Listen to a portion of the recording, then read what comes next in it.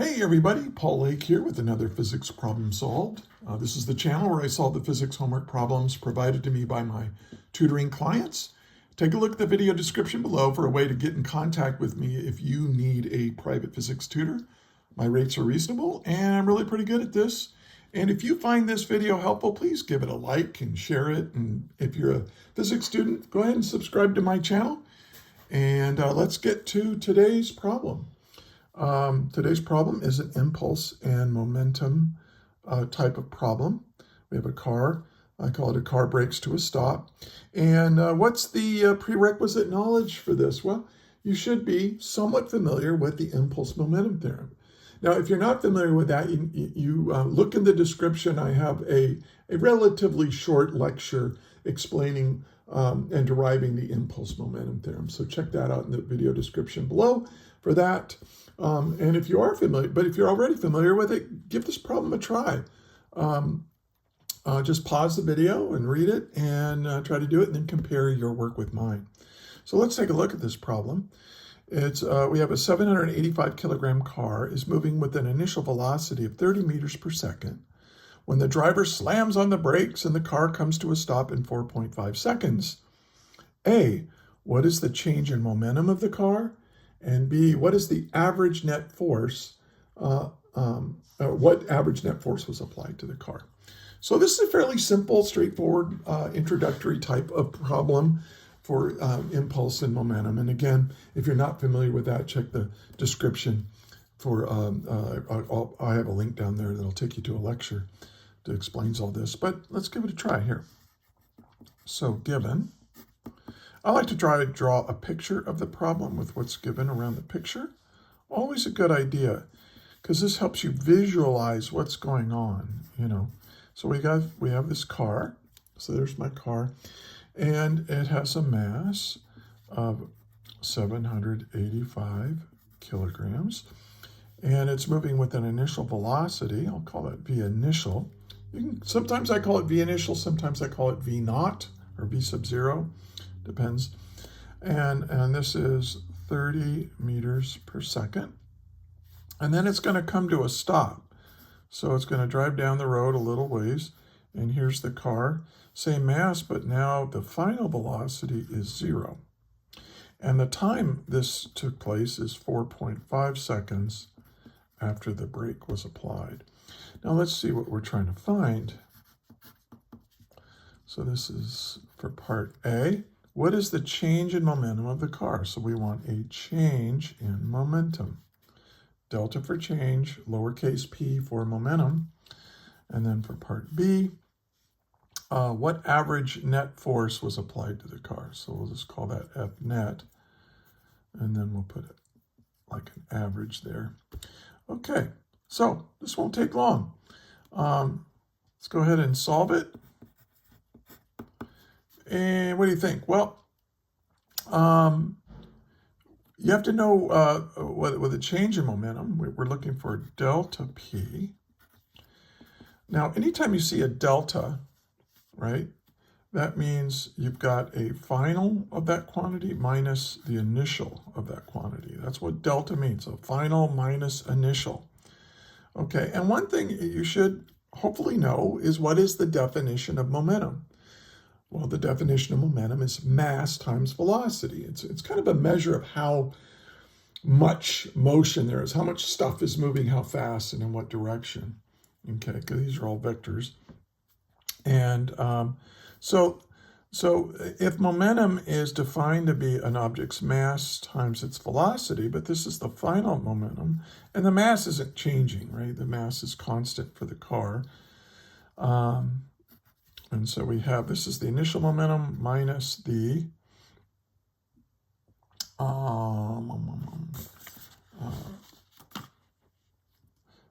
mass times the initial momentum. Okay.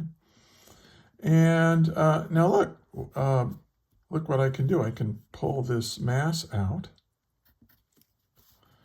And so this is V final minus V initial.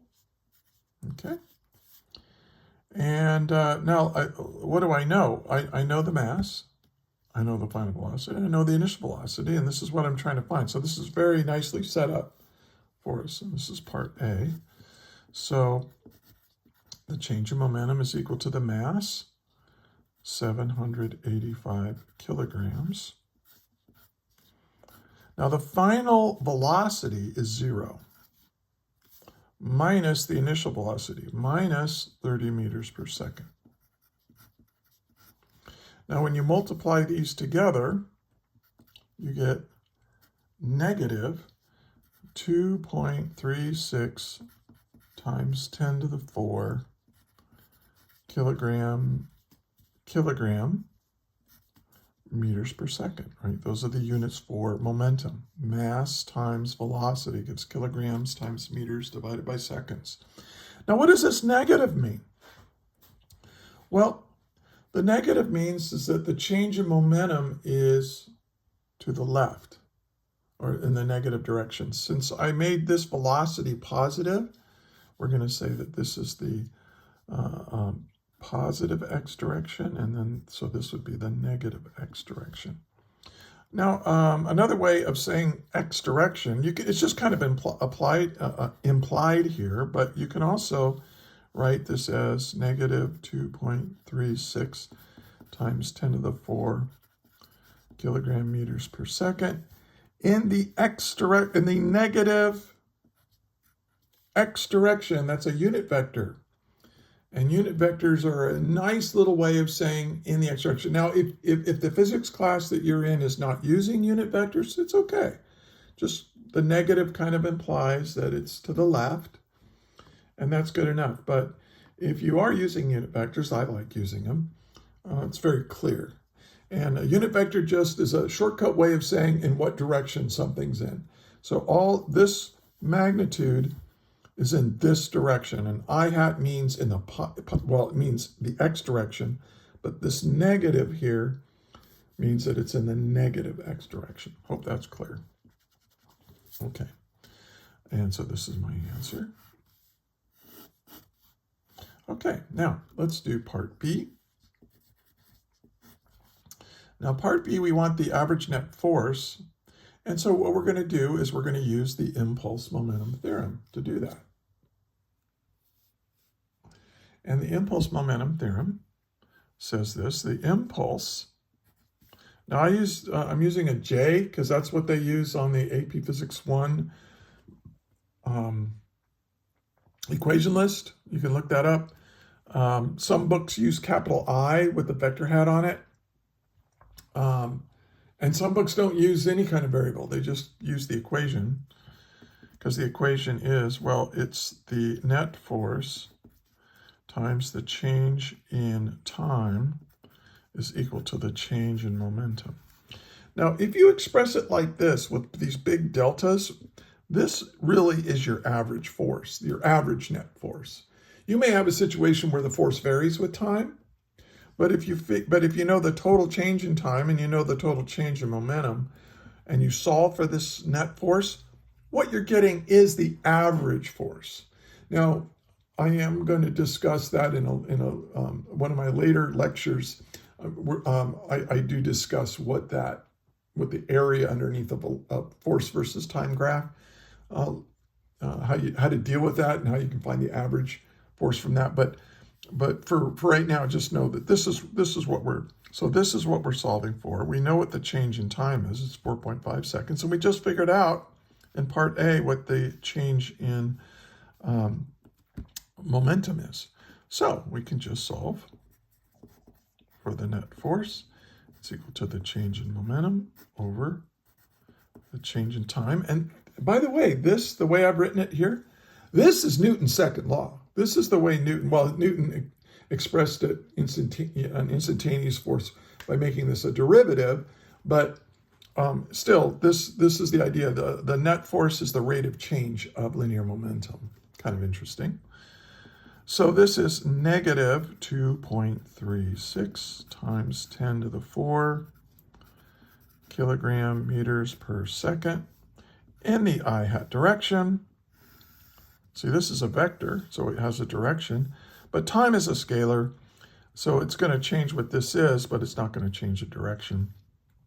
and that was delta t is 4.5 seconds. And when you do the arithmetic on that, at least when I did, I got 5,230, or I actually go ahead and express it in scientific notation so I can show 3 significant figures. So yeah, 5,230, or if you round it off to 3 significant. I like using scientific notation because then you can really show how many significant figures there are. It's just all the figures that you have written down here. 3 significant figures. A lot of classes don't care about that, or, so, do what you want.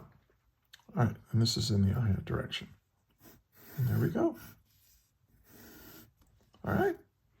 So I hope this makes sense. The impulse momentum theorem lets you solve for the average net force on an object. If you know what its change of momentum is and you know how much time a force was applied, you can figure out what that force was. Okay, pretty cool. Hey, if you found this helpful, please help me out by giving this a like. And if you're a physics student, maybe share this with another student. And, subscribe to my channel and check out the comments, or not the comments, the description for links to other videos like this. Hey, thank you so much. And until the next video, may the net force be with you always. That is all.